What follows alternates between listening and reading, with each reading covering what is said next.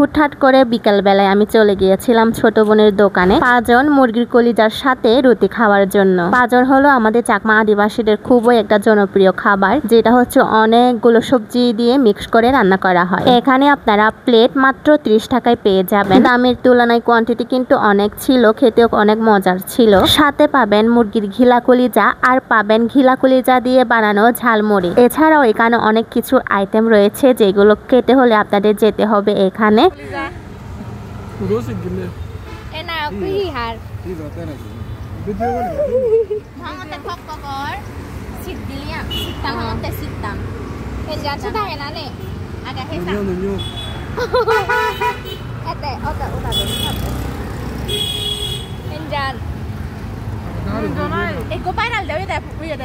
আমার এত মজা লেগেছে, আমি তো চোখগুলো বন্ধ করে ফেলছি।